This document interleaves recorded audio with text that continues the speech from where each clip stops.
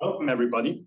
Thanks for being here today in person and also our guests online. I'm excited to present to you my PhD thesis on agile aerial autonomy. Human pilots are amazing in controlling drones at extreme speeds through difficult parcours in a sport called drone racing. It takes years of training, but finally they're capable of doing complex maneuvers in tight spaces and even overtaking opponents in challenging situations. But humans are not only very good at drone racing. Their skills also transfer to other environments, like industrial buildings.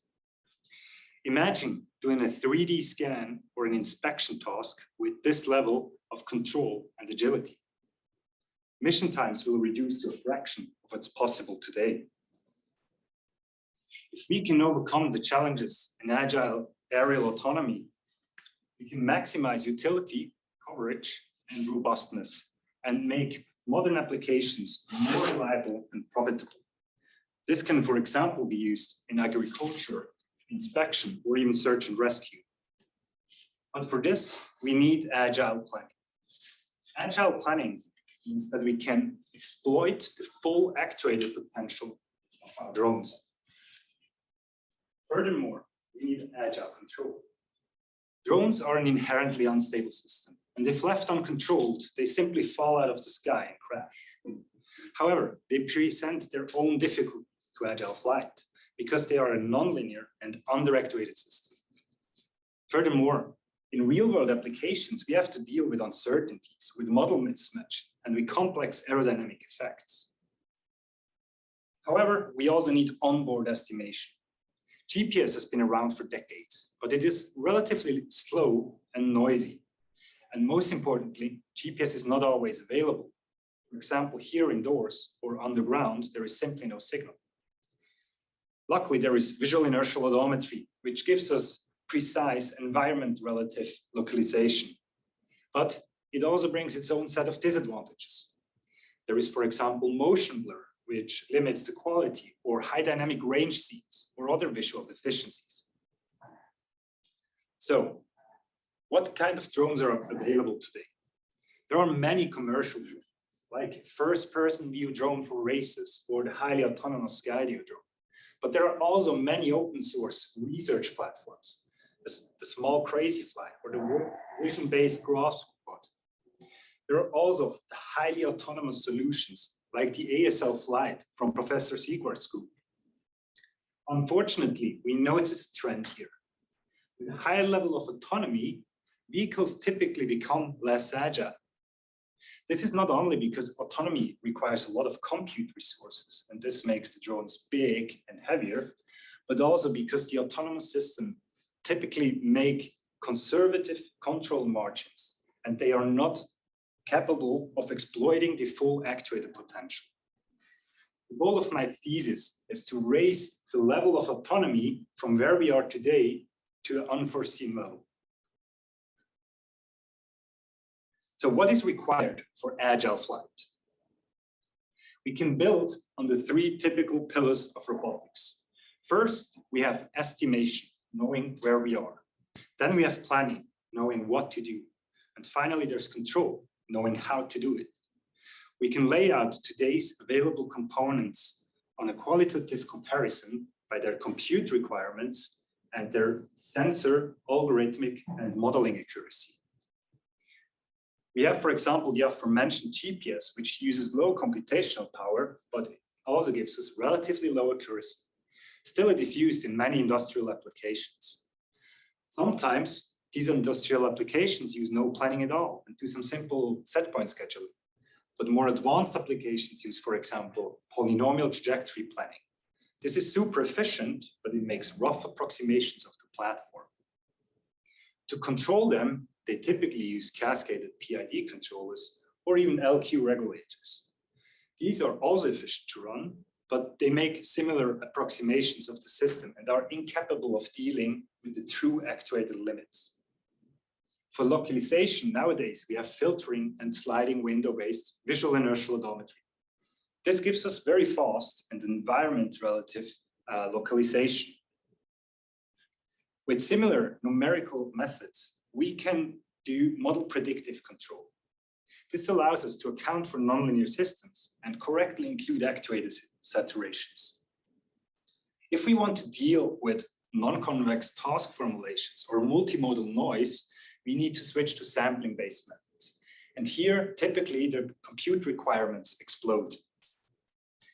Similar requirements are met by, for example, full bundle adjustment, visual inertial odometry, which can generate beautiful maps and recover precise estimates of the drone trajectory, but they do not run online. The same goes for global trajectory optimization, which can plan over long time horizons or even complete missions, but often uses a lot of time to come up with solutions. In research, we also have motion capture systems for estimation. They are insanely precise and fast, but they require instrumented environments. And this means we can't use them to fly out in the wild. It is important to realize that not all of those systems run in real time. And furthermore, not all of the systems are accurate enough to perform agile flight. In this thesis, I will go through trajectory optimization to plan for static missions, execute them using model-predictive controllers, and also see what implications this has for visual inertial odometry. To verify my planning algorithms, I will also make use of the motion capture system. So with this out of the way, we need a nice task to test our algorithms on. Interestingly, drone racing is an excellent stepping stone towards agile aerial autonomy. This is because it challenges all individual subsystems. The first subsystem I would like to look into is planning. So if we're planning for drone racing, we want to be fast. And if we want to win, we need to be time optimal. Time optimal means that a trajectory is the best a certain platform can achieve. Now, what limits us on our platforms? Well, if you look at the Quadrotor, Quadrotor can produce 4 thrusts. These thrusts, however, have to stay within specific margins. There is a specific upper bound and lower bound to the thrusts our actuators can produce. Now, if we want to be quick, we want maximum acceleration. But we want this acceleration in the right direction. So we need to rotate our drone around. And for this, we need some torque. Now, if we apply a torque through differential thrusts on the drone, we limit what we can get in terms of acceleration out of it. It is important to understand that because the Quadrotor is an underactuated vehicle, its reachable acceleration and torque space is coupled. This means if we want maximum acceleration, we can exactly have 0 torque. And if we want the maximum torque, we get exactly half the maximum acceleration. Now, how can we plan time optimal trajectories through a sequence of waypoints, which is actually what drone racing is? If we look at the existing methods, there are several state-of-the-art approaches we could use. For example, there are sampling-based approaches. However, if we want to capture the Quadrotor dynamics on the level of the actuators so that we can correctly limit them, the sampling complexity simply explodes, and this becomes computationally untractable. There is dynamic programming.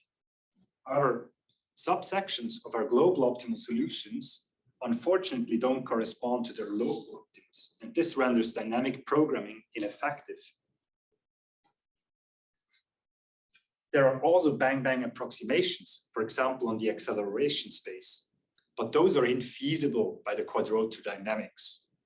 There have been approaches to bang-bang approaches to Quadrotors on the thrust level, but these only work in 2D scenarios and in state-to-state transitions, but they don't work for general 3D multi-waypoint flight.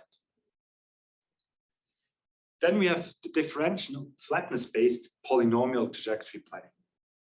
However, polynomials are inherently smooth, and this smoothness is not time optimal. They typically only allow state-to-state transitions, and they make it nearly impossible to apply the true actuator constraints. So all of those methods have some severe downsides. And this is where my contribution starts. To approach the problem of time optimal planning, I use discretized trajectories. It means that we take a trajectory and split it in many small segments. We'll call them nodes. Between the nodes, we can enforce the dynamics of the drone and the actuator limitations. Now, if we want our trajectory to pass through multiple goals or multiple waypoints, we can assign them along the trajectory as constraints. But we have to assign them to specific nodes. Now, even though we can optimize the overall time, we have already fixed the fractional time spent between each waypoint. And this means that our solution will be suboptimal. So in my approach, instead of using waypoint allocation to specific nodes, I formulate the measure of progress, which is only allowed to change within proximity of a waypoint. What this means is that we have a measure of progress along our trajectory for each waypoint. And this measure of progress can only mark a waypoint as passed or check it off if the trajectory passes close enough to this waypoint. We do this by using complementary progress constraints. A complementary constraint is a constraint that consists of two factors. These two factors here have to equal 0 always. This means that at least one of the factors must be 0 at all times. For an example, if we are far away from a waypoint, our distance is greater than our tolerance, and the right factor here is non-zero. This means that our progress must be 0, and we cannot check off the waypoint at this time. However, if we get within a close distance of our waypoint, the distance minus the tolerance can become 0, and now our left-hand side factor, the progress, can be non-zero and mark this waypoint as completed. This allows simultaneous optimization of the trajectory itself and the waypoint time allocation. And this is the first method that actually allows it to plan time optimal trajectories for Quadrotors. Now, we verified this in real-world experiments that you can see here. We have pre-computed the trajectory and fly it with our drone in a large motion capture system. The drone flies through the parkour pretty quickly and using its full actuated potential. In fact, the drone is so fast that it beats human pilots. Now here it becomes interesting because we can compare humans to autonomous drones.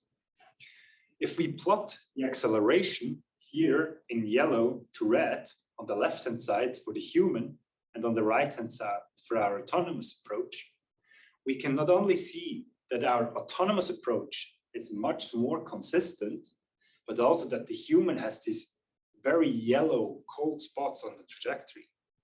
These are the spots where the human does not use the full actuation, does not use the full potential of the drone. And these are the spots where the human falls behind our autonomous algorithm. We can see this reflected in the lap timings that we achieve. Our autonomous system is not only much more consistent in the timing it achieves, but it also beats the human by over half a second. So with this research, we have shown that computing time optimal trajectories for Quadrotors is in fact possible. They are feasible and we have verified them in real world flights, and they beat human pilots and are more consistent. So finally, we can now use these trajectories as baselines for new approaches. For example, model-predictive control that tries to do the same thing in real time, sampling-based approaches to also include obstacle avoidance, or learning-based approaches to find more efficient formulations. However, we have not yet verified these trajectories for global optimality because these are a very complicated non-convex system. But we also haven't found a counterexample yet. So how do we execute those trajectories? I want now to lead over into the topic of control. Model predictive control is a natural fit for Quadrotors. Its versatile reference and objective formulations allow us to use the same controller to achieve different goals. We can do smooth state-to-state transitions, follow high-level velocity commands, or track a sample trajectory. We can also include analytical trajectory formulations. Furthermore, its predictive nature allows it to anticipate what's coming up on a trajectory, and it gives us multiple measures of errors that we can trade off against each other. With this, we can compromise between fast reactive flight or smooth flight. Smoothness will become more important if we look towards onboard sensors just in a moment. Furthermore, model predictive control can correctly account for the nonlinear system dynamics, and it allows us to include the true actuator saturations. This is important for Agile Flight, but not only there. Imagine you have a drone flying up high in the sky, and one motor fails. Now the drone loses 1 degree of freedom, and it starts to spin. Most controllers are incapable in dealing with this situation. But model predictive control can use actuator constraint formulation to realize that there is no more thrust on the motor. It then exploits the nonlinear dynamics to control the spin of the drone and bring it back into a safe flight state. We tested this in real world in an agile maneuver like this flip, where on top, one actuator is disabled. The drone starts to spin, but the controller can capture it and bring it back into a safe flight. Now, if we want to do agile maneuvers, we also need precise state estimation. And for this, we need high quality sensor measurements. However, if we want to go anywhere, we have to bring our own sensors and have them on board. Mounting them fixed to the quadrotor implies that now actions of the quadrotor affect its perception. For a camera, this can mean that a quick rotation introduces a lot of motion blur or large viewpoint changes, which make it difficult to get high quality estimates out of the images. Furthermore, if we do something simple like position control, there is 1 degree of freedom in the yaw that's left open. Object tracking or cinematography, we need to control the motion of the vehicle together with its orientation. MPC allows us to couple perception and action objectives. We can do so by including the camera projection into the model of the MPC. This allows us to optimize for reduced motion blur or maximize the visibility of an object. We have used this in multiple publications, one of which you see here. Here the drone is tasked with flying through a series of gates, and these gates are actually detected by a neural network. However, to be able to do so, we need to guarantee that we can always look at the next upcoming gate. The MPC controls that and makes sure we always have a gate in view. Furthermore, you see now my colleagues moving these gates around. The MPC can use updated knowledge about the gates to quickly generate new trajectories and lead the vehicle smoothly and safely through all the gates. With that, let's quickly look into perception and modeling. If we want to deploy our drones anywhere without instrumenting the environment, we need to carry our own sensors. We do this typically by having an inertial measurement unit and a camera on board. In the camera image, we can do visual feature tracking and then fuse this visual information with the inertial measurements in a sliding window estimator. Contrary to existing approaches, I have shown that knowing the model can help us out here. We can again exploit the perception-action coupling. We can include the model dynamics in the post graph and formulate an estimation or an expectation of the motion we expect. The difference between the expected motion and what actually happened must be the result of external forces or unmodeled effects. Now, this allows us to measure such unmodeled effects or measure interactions. However, on a drone, we have a lot of parameters, and there sometimes is a parametric mismatch that leads to some modeling mismatch, but by far the most prominent source of error in fast flight are the aerodynamics. Now, using my work, I've shown that we can measure those aerodynamics, and we can even model them using Gaussian processes or learning-based methods. We can also counteract them using adaptive control. And these techniques help us doing high-fidelity simulations or even include more complex models in model-predictive control formulations to anticipate what the aerodynamics are going to do and counteract it. But with this, I now want to zoom out a bit again and go back to drone racing. I want to show one of the first demonstrators, which was our application to the Alpha Pilot Challenge. A challenge where we had to fly a drone as fast as possible through a series of gates, but here with only onboard estimation and onboard compute. This means that the drone itself had to detect the gate, estimate its state with respect to the gates, plan a trajectory, and fly through. In these approaches, while successful, we were still limited by the onboard sensing capabilities. So in the next demonstrator, we will make use of a motion capture system. Here you will see two drones. The one on the right-hand side is the autonomous drone, flying one of my time-optimal trajectories with my MPC controllers. And on the left-hand side, there is a human drone piloted by a professional drone racing pilot. Notice that as soon as the video starts, the blue autonomous drone zips in front. The drone is already in front of the human at the first gate because it can exploit the full actuator potential of the vehicle. It continues going around the track smoothly, safely, and repeatedly.